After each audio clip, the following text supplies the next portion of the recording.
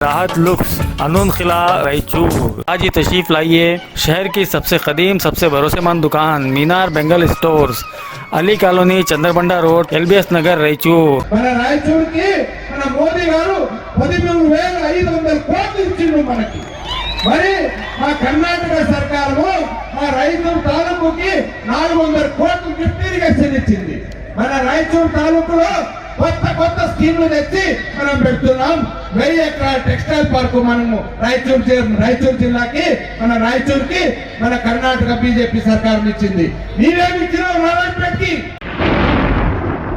చూసిండ్రు ఆడొకడు పనికిమాలినోడు ఉన్నాడు మా రాయచూరులో ఎమ్మెల్యే ఆడ అంటాడు ఈ మా పథకాలేం బాగాలేవు తెలంగాణలో బాగున్నాయి మమ్మల్ని తీసుకుపోయి తెలంగాణలో కలుపు అంటాడు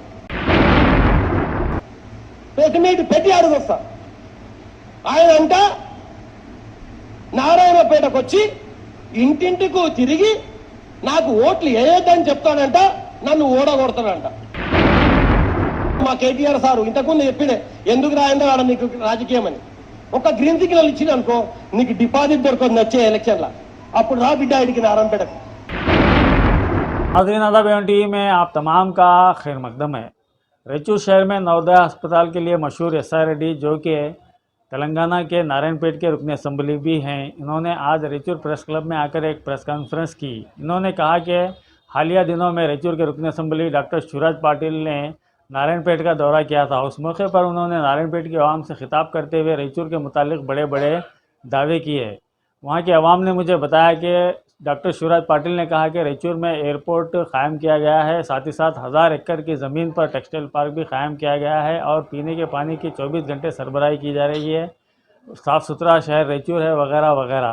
इस तरह के दावे उन्होंने वहाँ पर किए हैं। मुझे भी बड़ी मसरत हुई इन दावों को सुनकर। मैंने जब आकर रायचूर में तलाश किया तो ना कहीं मुझे एयरपोर्ट मिला ना कहीं टेक्सटाइल पार्क मिला।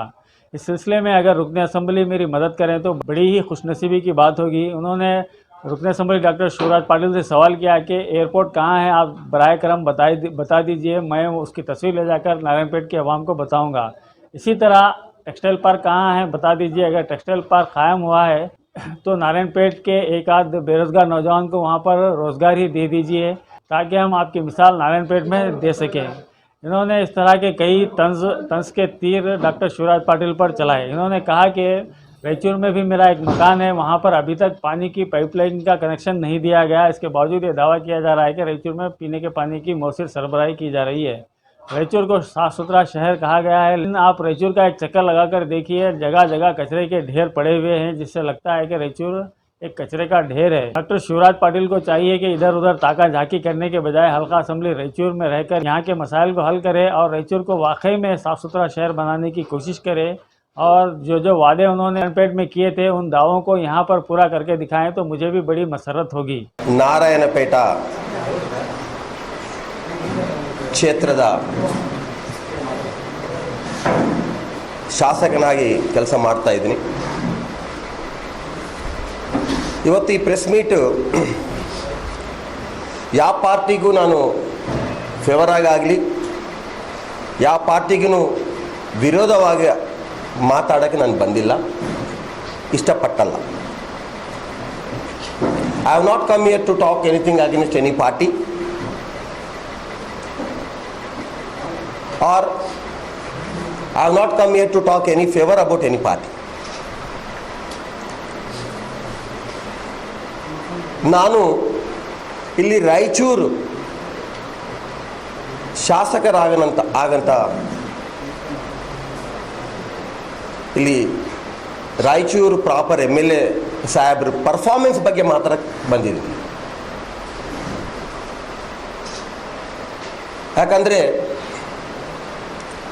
ಇಲ್ಲಿ ಲೋಕಲ್ ರಾಯಚೂರು ಶಾಸಕರು MLA ಸಾಹೇಬರು ಒಂದು 10 ದಿವಸ ಕೆಳಗಡೆ ನನ್ನ ಕ್ಷೇತ್ರ ಆದಂಥ ನಾರಾಯಣಪೇಟಕ್ಕೆ ಬಂದು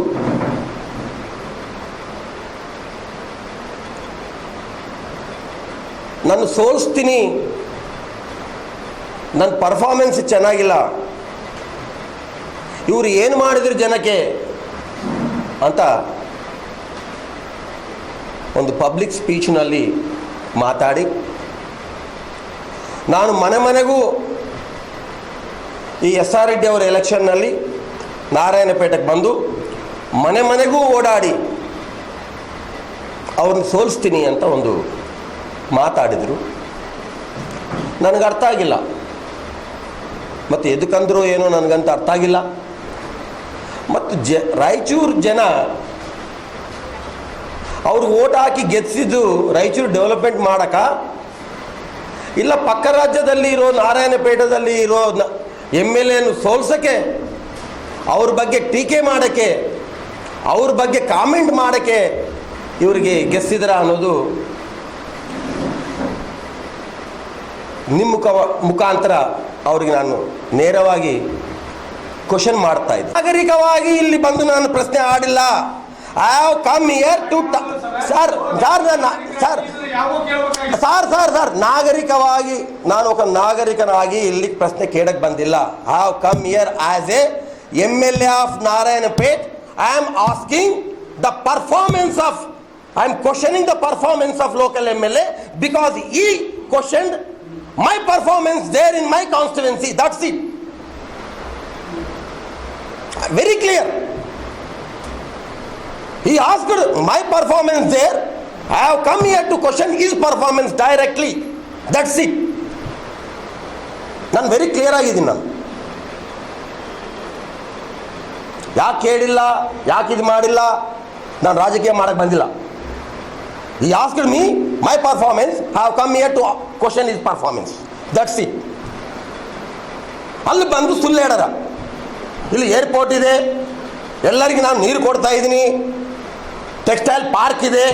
ಸಾರ್ 8 ವರ್ಷದಿಂದ ನೋಡ್ತಾ ಇದ್ದೀನಿ. ಅವರು 2ನೇ ಟೈಮ್ MLA, ನಾನು 2ನೇ ಟೈಮ್ MLA. ರಾಯಚೂರು ಸಿಟಿನಲ್ಲಿ ಏನು ತಗೊಂಡ್ಬಂದಿದ್ದಾರೆ ಅವರು, ಏನು ಡೆವಲಪ್ಮೆಂಟ್ ತೋರಿಸಿದಾರ?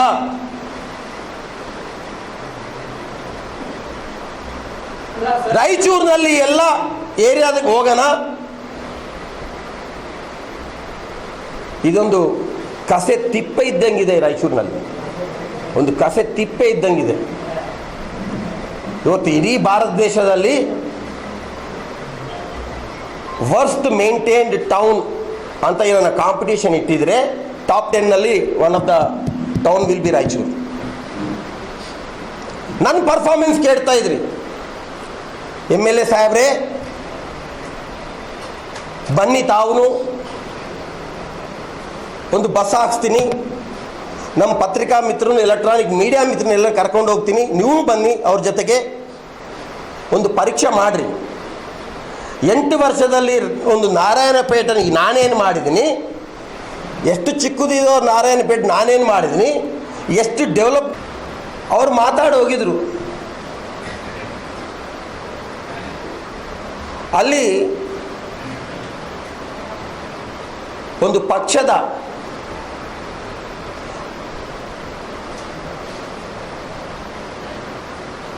ರಾಜ್ಯ ಅಧ್ಯಕ್ಷರು ಪಾದಯಾತ್ರೆ ಮಾಡ್ತಾ ಇದ್ರು.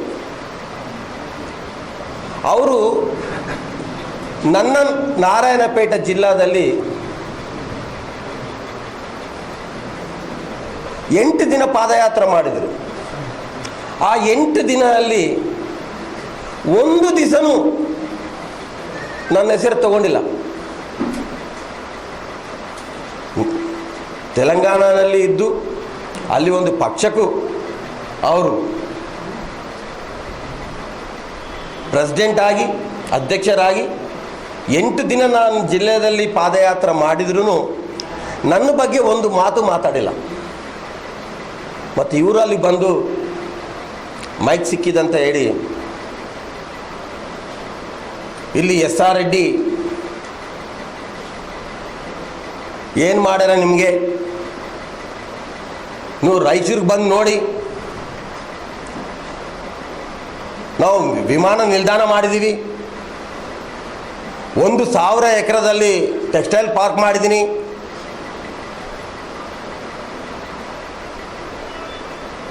ಎವ್ರಿ ಡೇ ಮನೆ ಮನೆಗೂ ನೀರು ಕೊಡ್ತಾ ಇದ್ದೀವಿ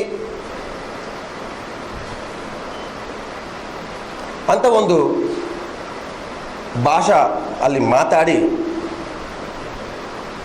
ಈ ಟೈಮ್ ಎಲೆಕ್ಷನ್ನಲ್ಲಿ ನಾನೇ ಬರ್ತೀನಿ, ಮನೆ ಮನೆಗೆ ಓಡಾಡ್ತೀನಿ, ರೆಡ್ಡಿ ಅವರು ಇಲ್ಲೇನು ಮಾಡ್ಯಾರ ಅವ್ರನ್ನ ಸೋಸ್ತೀನಿ ಅಂತ ಒಂದು ಮಾತಾಡಿದ್ರು ಅವರು.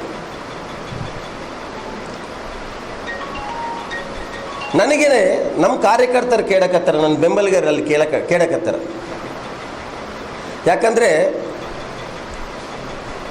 ನಾರಾಯಣಪೇಟೆ ಆಗಲಿ ಮಕ್ತಲ ಆಗಲಿ ದಿನ ಏನಿಲ್ಲ ಅಂದ್ರೂ 1,000 to 1,500 ಜನ ರಾಯಚೂರಿಗೆ ಬರ್ತಾರೆ.